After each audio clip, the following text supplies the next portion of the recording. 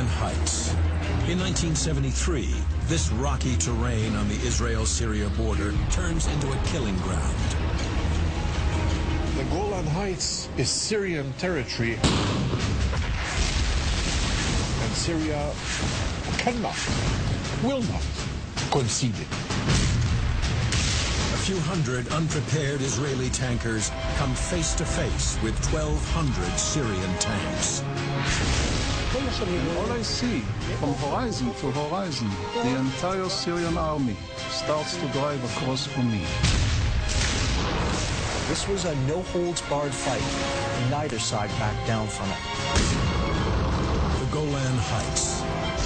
1,200 square kilometers of the most hotly contested real estate on the planet. It's Dante. It's inconceivable. It's an inferno.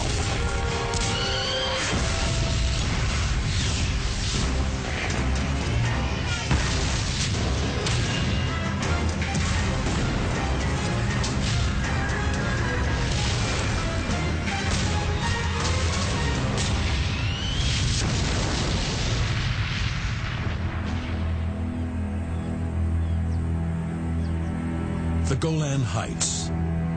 1,200 square kilometers of the most hotly contested real estate on the planet. It's a barren, volcanic escarpment that has been occupied by Israel since the Six-Day Arab-Israeli War of 1967. Both Israel and Syria claim it as their own. In the fall of 1973, that border dispute erupts into a sudden, ferocious, and bloody war. October 6th. It's Yom Kippur, the Jewish Day of Atonement. Most Israelis are at home, repenting for their sins and observing a fast, leaving the frontier with Syria lightly guarded. The commander of the 74th Israeli Tank Battalion, Lieutenant Colonel Yar Nafshi, begins a routine patrol. It was simply pastoral peacefulness, and I am patrolling the positions along my front. At 12, a commander from the Hermon post calls me, and he says, "Yair, the Syrians are taking off their camouflage nets from their artillery." And then I act instinctively. So I turn my jeep around and gather all my men and say to them, "Look, the scenario is that the Syrian army is removing their camouflage screens. I don't know what this means." And the men stop fasting, mount their tanks, and start to prepare them. And as we are driving from the lots, the bombardment starts.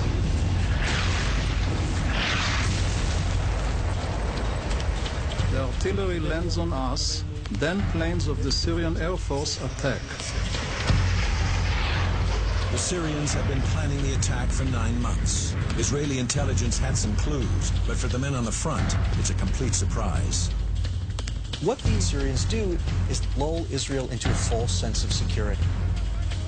The Israelis have seen the Syrians move all their troops up, get geared up for war, time and again, only to have them all go back to their bases. And so on the 6th of October, when the Syrians don't go back to their bases, the Israelis are caught completely off guard. Israel is a small state, and they have perfected the art of mobilization. So it is in the first shots of the war that you want to accomplish as much as possible, so as not to bring the bulk of the Israeli army against you. The majority of the Israeli forces are reservists who need 20 hours to fully mobilize. Consequently, Israeli forces on the Golan Heights consist of fewer than 6,000 light infantry, 60 artillery pieces, and 2 under-strength armored brigades with 170 tanks. In comparison, the Syrians have massed more than 50,000 infantry, 600 artillery pieces, and 1,200 main battle tanks. This is a huge amount of armor. And over and above that, it was Yom Kippur in Israel. People were on holiday. The intelligence services in Israel were lax. the Arabs can't fight. And so, as a result, they were in for a very major surprise. I thought to myself, what's going on? What are those pilots, crazy pilots, what they're doing? And I thought this is Israeli by mistake, they are bombing us. I didn't realize that any aircraft from Syria can come across the border and start to bomb us.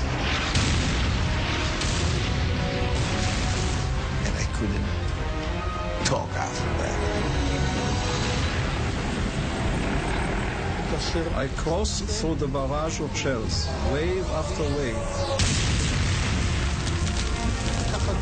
In 5 minutes, I'm finally at the edge of Booster Ridge, viewing over half the Golan Heights.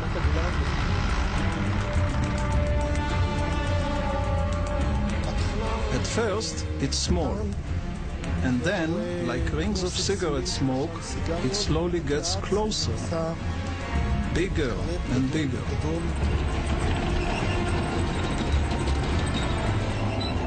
And all I see, from horizon to horizon, the entire Syrian army starts to drive across from me. But this is only part of a much larger war. Egypt and Syria have launched simultaneous attacks on 2 fronts, splitting Israeli defense forces. Their mission? To take back territory lost during the 6-day Arab-Israeli War, including the Sinai and the Golan Heights. The Syrian body politic was humiliated, was traumatized. It is as a result of this that we had the 1973 war, a war that was made specifically in order to regain this territory that Israel occupied. Over the course of time, they developed a campaign plan that was specifically tailored to retake the Golan and repair Syria's tarnished honor. The Syrian battle plan is to use overwhelming force and penetrate the Israeli line at 2 points. Then send armored divisions through the gaps to advance across the Golan Plateau and seize key bridges over the Jordan River.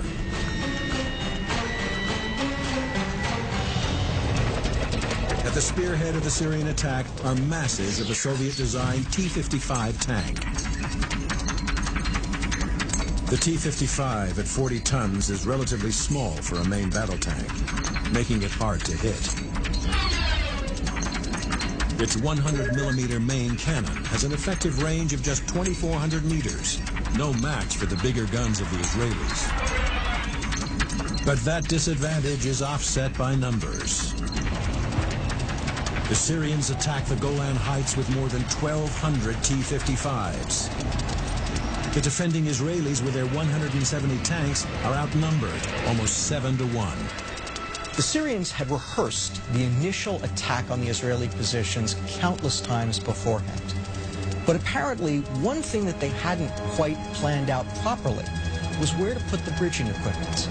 The Israelis had built a deep anti-tank trench in front of their positions all along the Golan front. But the Syrians had put their bridging equipment far back in their columns.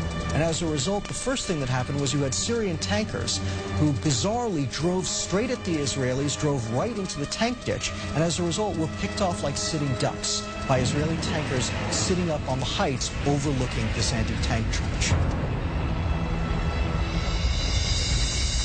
For the Israelis, the tank of choice on the rocky terrain of the Golan is the Shot-Kal, an upgraded version of the Centurion main battle tank. It's protected by 152 millimeters of frontal armor and equipped with a 105mm rifled cannon, accurate at ranges in excess of 3,600 meters. The Shot-Kal is a formidable opponent to the Syrians' T-55s. When David goes out to fight Goliath, he made a decision to fight him with a slingshot. And he knew he could defeat Goliath because he wouldn't enter in range of Goliath's weapons. And from outside that range, he hits him with a rock and knocks him over. I am going to be David.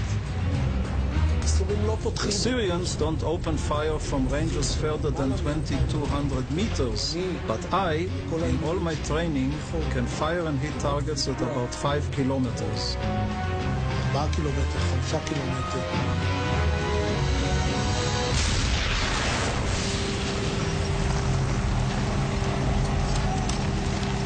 The Israelis understood that in the terrain of the Middle East, where you often had very long fields of fire, being able to kill the other guy before he could kill you was a tremendous advantage. And so the Israelis had put a tremendous amount of effort into developing long-range gunnery skills.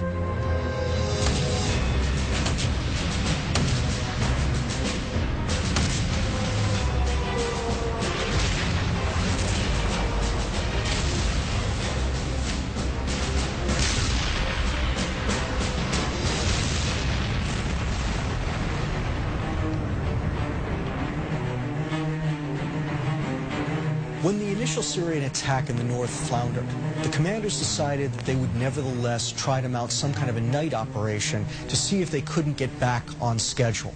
And so they pushed forward in the darkness. And at that moment, they had a tremendous advantage. The Syrian tanks had Soviet night fighting equipment. The Israelis didn't.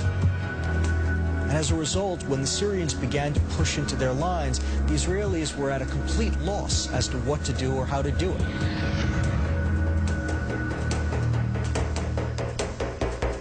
The hardest combat was during the night. It was dark and nobody used any lights. When you turn on the lights, immediately they kill you.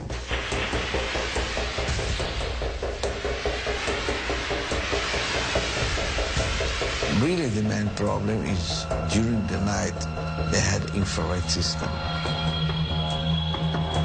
Syrian infrared projectors enabled the T-55s to see through the dark, detecting targets up to 1,200 meters away. It's a huge advantage for the Syrians. The only defense the Israelis have are night vision binoculars that can detect the infrared beam. In one situation, I was looking to identify them, and I moved my face down, and I saw all the parts of my tank. I was surprised. What is dark? I moved my binocular, and I saw it's dark. I put it again in my face. I saw every part. And I found that 200 meters in front of me, one projector looked straight to my eyes with infrared system, and he identified me. He was ready to shoot. I screamed to my driver, "Go far away," and we moved back. We shot to the direction they came from, just to give them the feeling that we are there waiting for them. They didn't know that we are blind. The Syrians infiltrate Israeli positions through the night, and the line between the two tank armies becomes increasingly blurred. One situation, I saw a tank beside my tank, 10 meters. The tank looks strange, and the stoplights turn on. I thought it was a platoon leader. He was close to my tank. He said, "There is a tank here. Use the light and show me who is this tank." He didn't want first, of course, and I convinced him. I ordered him, and he put the lights, and I saw the 55. I was in shock. Of course, I shot him. At the moment when he was on fire, I saw another tank close to me. I shot him too.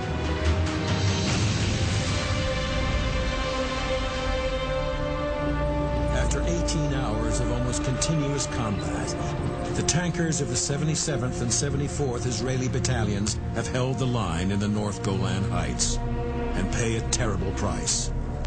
Hundreds of dead and wounded, and 75 of their tanks destroyed. But for the Syrians, the price is even higher. The casualties number in the thousands, and more than 100 tanks are lost. But in the open terrain farther south, the Syrian offensive has been far more successful. They've wiped out an entire tank battalion, clearing the way for a push into the Israeli heartland. Of course, I was as euphoric as all Arabs were to see images of Syria advancing in the Golan Heights.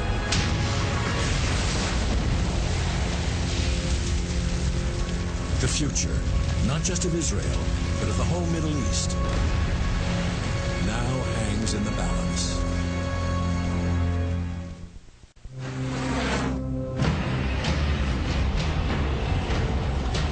October 6, 1973, Egypt and Syria attack Israeli forces on two fronts. They're determined to take back all the territory they lost in the Six-Day War of 1967. Syrian armored brigades strike at 2 points on the Golan Heights, throwing 50,000 infantry and 1,200 tanks into the battle. In the rugged and hilly northern sector, Israeli defenders hold the line through the first day of fighting, even though they're outnumbered almost 7-1 and take heavy casualties. But in the more open country farther south, the Syrians seem unstoppable. In the south, you have two very aggressive Syrian commanders. They dragged their bridging equipment forward. One of their commanders actually had his infantry fill in portions of the Israeli anti-tank trench by hand. They crossed over, and they were able to mass so much power against these thinned-out Israeli defenses in the southern flank of the Golan that they were able to punch through. October 7th. After a day of fierce fighting, the Israeli southern line falls apart under a massive onslaught of Syrian armor. By 8 a.m., Syrian forces are advancing across the Golan Plateau, driving towards key bridges crossing the Jordan River. The Syrian assumption was that if they could punch through those Israeli lines and drive as fast as they could, grab those bridges, they would effectively be able to prevent Israeli reserves from mounting a viable counterattack out of Galilee.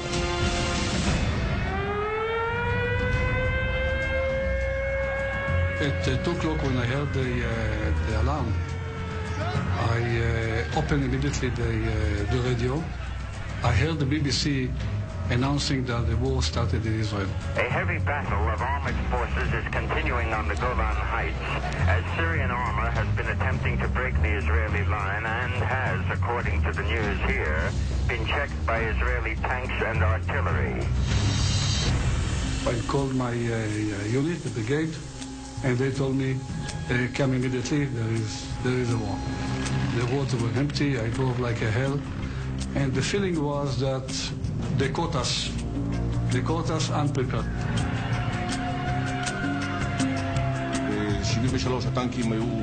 In 73, the tanks were bare of ammunition and equipment.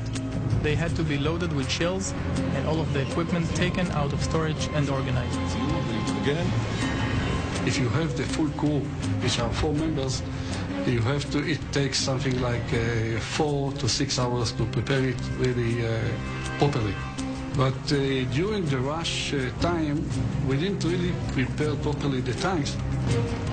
Everybody went to the Golan Heights, doesn't matter how many tanks he had, if the tanks are completely equipped or not. They just went. Syrian intelligence estimates it will take Israel 20 hours to mobilize its tank reserves. But the Israelis do it in 10. Throughout the night, Israeli reservists make their way to the battlefield, are hastily organized into units, and thrown into the fight against the Syrians. By the early hours of October 7th, the first tanks reach the Golan Heights.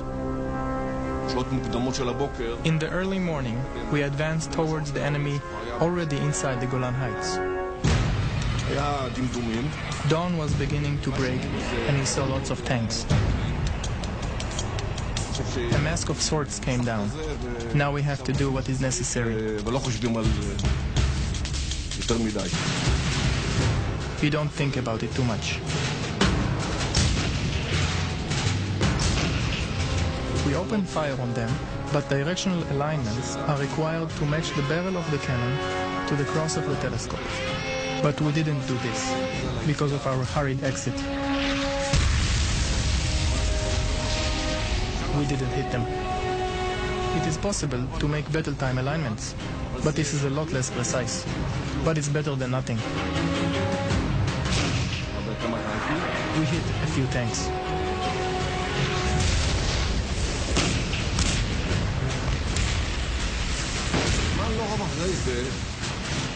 But not long after this, I saw a very large cloud of dust coming from the southeast.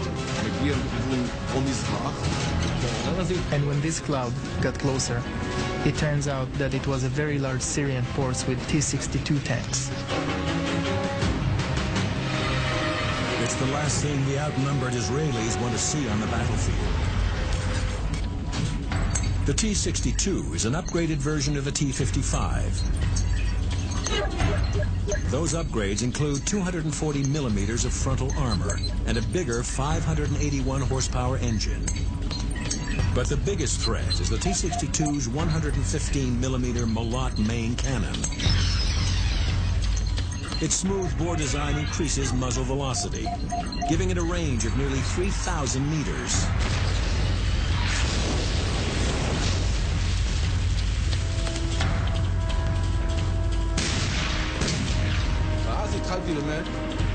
And then I honestly started to feel that I was being targeted, and shells are falling beside me or behind me.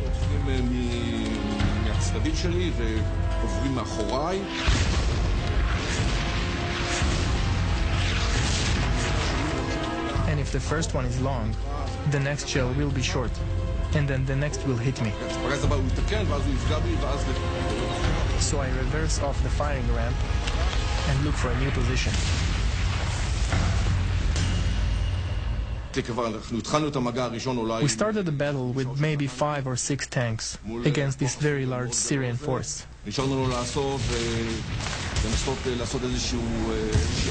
that was left for us to do was try to fight a stalling battle, but they simply pushed us backward.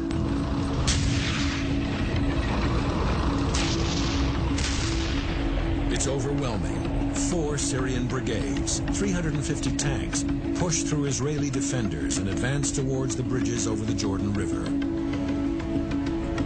Before dark, both of them run into very small groups of Israeli infantry. And even though at this point in time they're only a couple of kilometers from their objectives, both brigade commanders decide to stop for the evening, and with almost nothing standing in their way. The bridges were sitting there. They were theirs for the Syrians' taking. When they woke up the next morning, they found strong Israeli forces guarding those 2 bridges.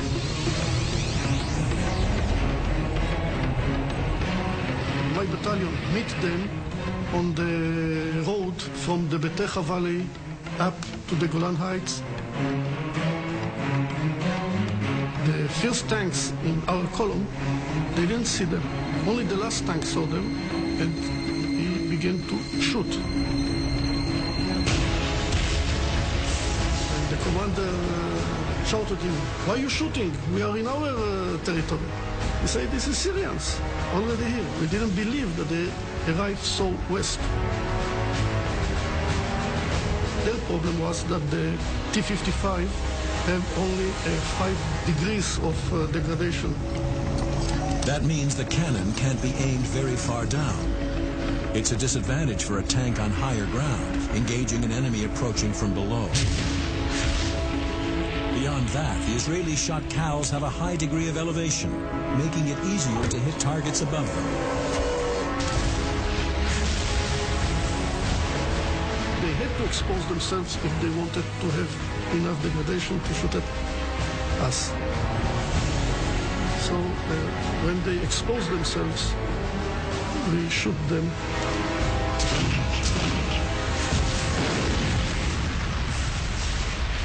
So by that way, we succeed to stop them. The real problem there was simply Syrian junior officers allow small Israeli forces to completely derail the one thing that might have actually secured victory for Syria, the drive to take the Jordan River bridges. Israeli reserves from the 39th Battalion stopped the Syrian 1st Armored Division at Batea Road. But farther south, the Syrian offensive remains unopposed, as 40 tanks of the 132nd Mechanized Brigade advanced towards the small village of El Al. I received orders to ascend to El Al and seal up what is known as the El Al position. It's a position between two deep canyons, about 2 kilometers wide. He who possesses it and successfully holds the position controls all routes down to the Sea of Galilee. At around 9 o'clock, through my binoculars, I start to identify what we in the armored call masses of dust. This means that you can see the clouds of dust far before you hear the noise. And through the binoculars, I notice some movement from a distance of about 4 kilometers. That movement in the distance is an entire brigade of Syrian tanks. Their mission is to occupy the western edge of the Golan Heights, overlooking the Sea of Galilee. From here, the flatlands of Israel lie almost undefended and at the mercy of the advancing Syrians. If they are successful and pass us, the Syrians will be at the Sea of Galilee, and I understand that a loss or even a retreat is not mine alone. It would be fatal.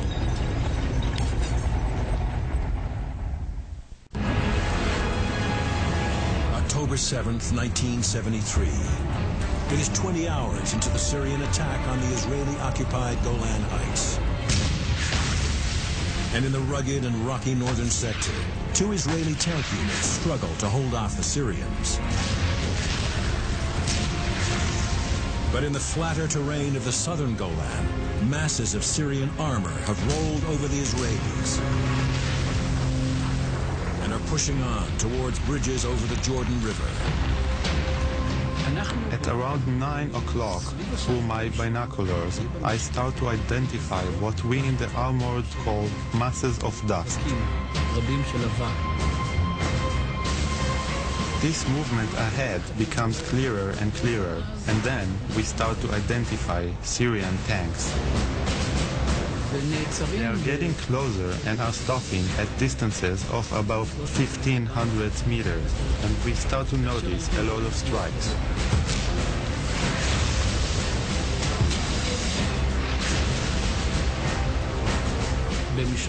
At the plateau of El Al, it's absolutely flat. It's as if they put the tanks on a billiard table and said, "Please, go ahead and play now." You can see huge distances. There is nowhere to hide. And the only thing that can save you is your own capability, your own skill, and to always be on the move. I always make sure that the tanks are always moving and not firing more than what's called a ball to the target, which is just 2 or 3 shells, one after the other. We fire one and then adjust. We fire another and then move to another position. In order to get a target, you'd have to stop and stand. Then you bring the turret to a point where it is in line with the enemy tank. You give the range according to your estimation. When everyone announces on, I give the command to fire.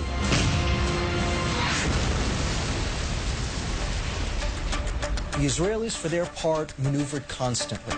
They darted from firing position to firing position. Most Syrian armored units didn't maneuver at all. They simply drove straight at the Israelis. And so this is really the big difference between the Syrian and Israeli armies. Syrians, when they gain territory, they hang on to it to the death, which might be good, but is very bad if you need to maneuver. The simple fact is that the Syrian tankers are just no match for the Israeli counterparts. The Israelis have taken the best shots that Syria has to give, and they're now in a position with enough combat strength that they can begin to push back. So we started to move unit by unit, and I found myself alone in Ramtania. There was 2 hills, and I was in the cradle, you know, of the hills, overlooking Hoshnia village.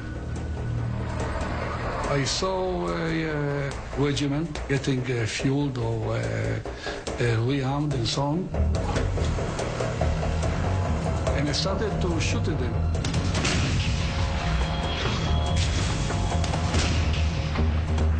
And I saw some Syrian tanks leaving the hills.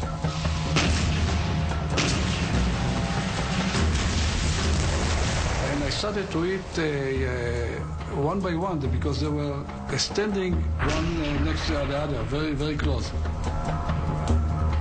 The Syrian tanks are sitting ducks for the Israelis' high-explosive squash head, or Hesh round.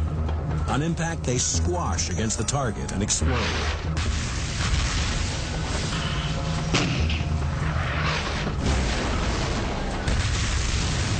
Creating a shock wave that tears apart the inside of the tank. I think I destroyed something like 7 tanks before they started to move and to understand that somebody is shooting at them. They shot back.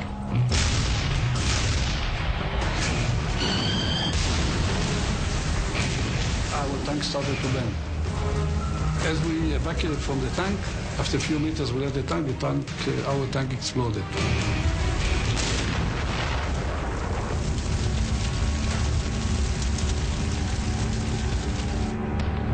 The outnumbered Israelis fall back and regroup. And the Syrians gear up for a final big offensive.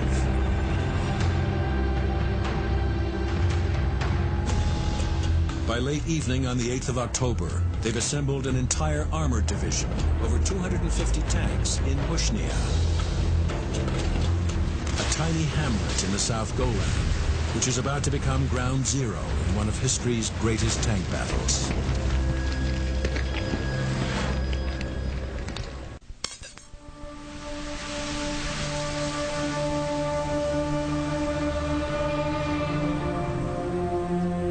Hoshnia, once a thriving village in the southern Golan Heights. Today it's a scattered collection of ruins, a grim monument to the ferocity of the 1973 Arab-Israeli War. Syrian and Israeli tank forces clashed here in a historic encounter, now simply remembered as the Battle of Hoshnia. October 9th. The Syrian advance into the Golan loses steam, and they assemble an armored division, over 250 tanks at Hoshnia, in preparation for a final big offensive. But in the 3 days since Syrian attacks on the Golan Heights began, the Israelis have mobilized hundreds of tanks and thousands of reserve soldiers. Most of them streamed towards Hoshnia for a showdown with the Syrians. I received an order to cross the oil pipeline and advance and capture Hoshnia. The Syrians held this place as their last stronghold on the Golan Heights. And for the first time since the war began, there was a plan for an organized attack with artillery and jets. The artillery started falling on Hoshnia.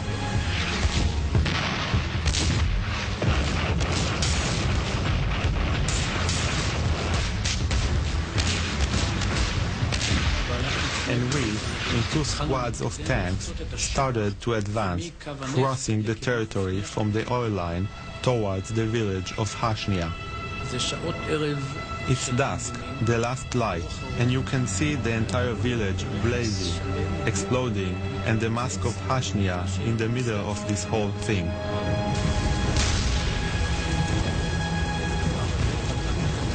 We advanced with the tanks, and the Syrians didn't escape. But it's dangerous because everything is exploding and blazing around us. It's Dante. It's inconceivable. It's an inferno.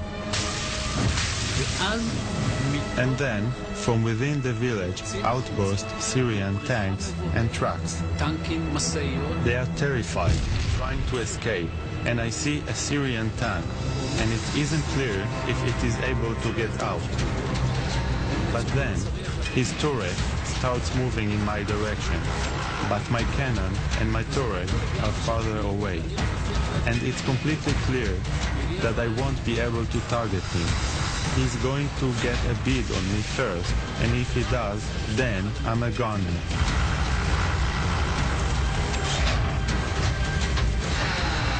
Behind me is one of my battalion officers, and he launches a shell, and the Syrian tank lights up. They are difficult displays to describe, but the Syrians ran for their lives. The Israeli reserves destroy more than 200 tanks, stalling the Syrians' big push.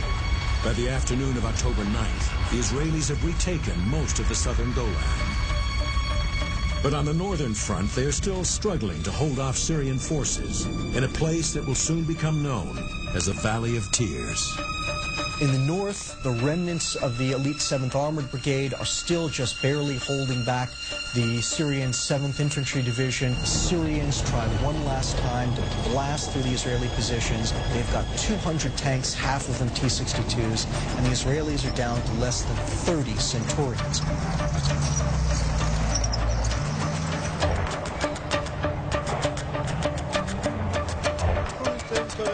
We are currently located at the positions that control the Valley of Tears, which we see here in front of us. And when I arrive from Booster Ridge with 6 tanks, I realize that I am not going to make it to these positions, which are the best ones, and govern the entire width of the Valley of Tears. By now, Unit 7 has retreated back, and I find myself alone with 6 tanks. And I decide to make a defensive stand on the reverse slope. And I stop the 6 tanks and spread them out along the back slope of the hill that is located behind us. And I see the smoke from the exhaust of the Syrian tanks over the hill. And I tell my men, you, see those moving on the other side of the hill? You, take those 3. You, these 2. You, these 3. And I let the Syrians come right over the hill.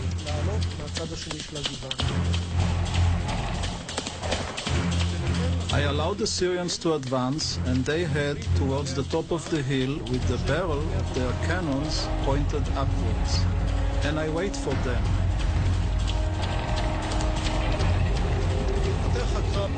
The battle opens at close range, around 300 to 400 meters.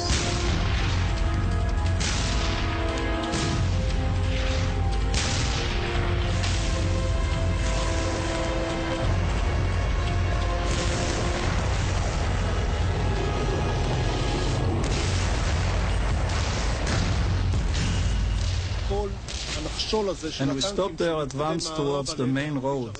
But in this battle, after we stopped the Syrian army, we had only 2 tanks left. On this side, at the foot of Mount Hermonite, we see today the same famous valley where the commander of the 77th Battalion, Colonel Kahalani, stood and blocked the Syrian advance through this valley.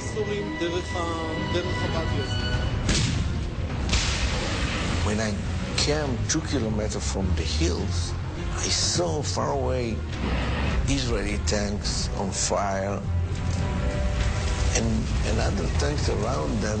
It was Syrian tanks. And I moved with my tanks to the valley. I was shocked. I called my commander and said, if you have any tanks in the area, send them immediately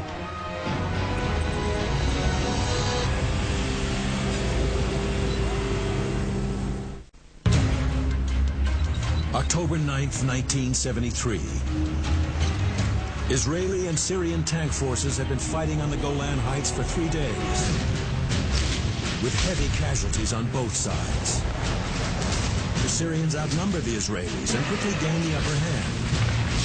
But the Israelis pushed back with their reserve forces. Now time is running out for the Syrian army. They make one last attempt to break through Israeli defenses in the north, throwing an entire armored division into the battle.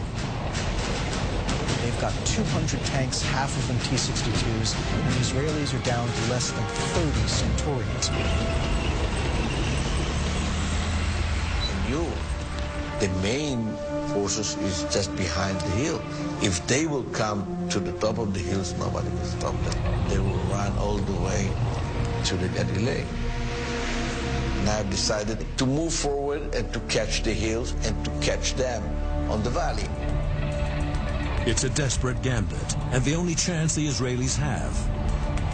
They must regain their firing positions. And to do that, they have to cross 800 meters of open ground in the teeth of Syrian fire.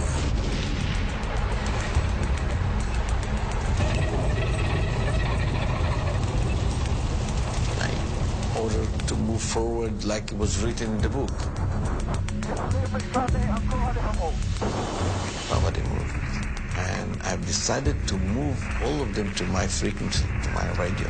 Every gunner, loader, driver, and tank commander, sergeant listened to my voice. And I told them, look, the Syrian soldiers, how they're fighting so well. Look at them. The motivation of them. What happened to us? And I see chicken in my unit.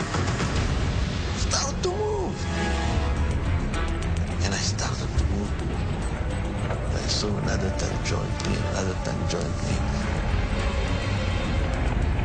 And I prayed to the God, just give me to arrive to the top of the hill, and we will catch them.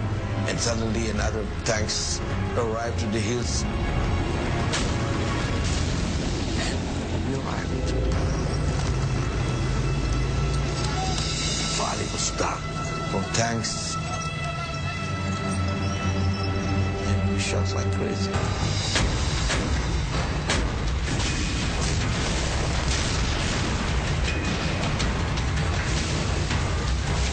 The moment that we've been on the fire position and they moved on the valley, this was easier for us to shoot all of them.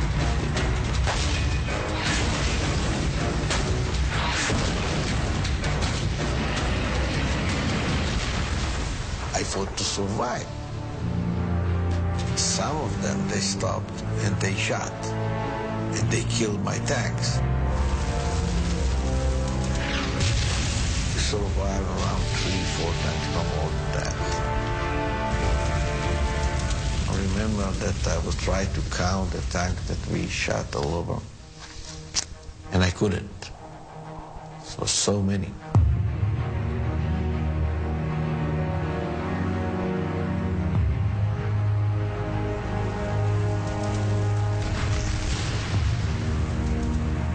After the battle, Israeli observers counted 500 Syrian tanks destroyed in that defile. And as a result, it came to be called the Valley of Tears for all of the Syrians killed there. Syria's hope of retaking the Golan Heights ends in the Valley of Tears. On October 11th, the Israelis launched their own offensive into Syria. And on the 23rd, the Syrians capitulate. The battle for the Golan Heights is finally over. This was simply competent Israeli commanders outthinking, outmoving, outfighting their Syrian opponents. But there's no question that the Syrians fought incredibly hard. They mounted attack after attack after attack into the teeth of ferocious Israeli defenses. And in many cases, they died to a man. This was a no-holds-barred fight, and neither side backed down from it.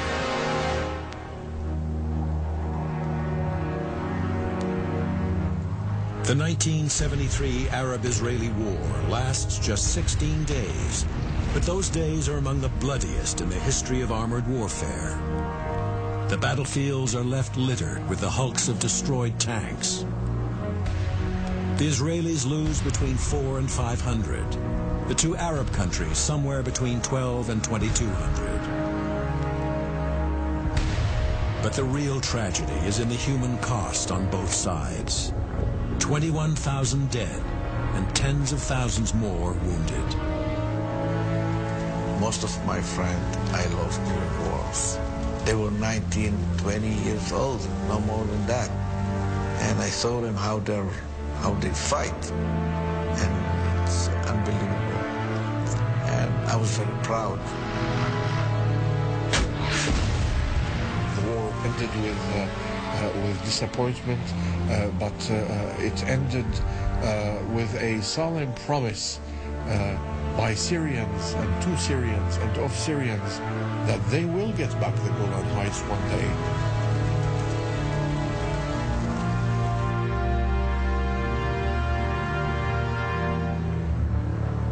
If the Golan Heights is not returned to Syria, I dare say that there will not be peace in the Middle East.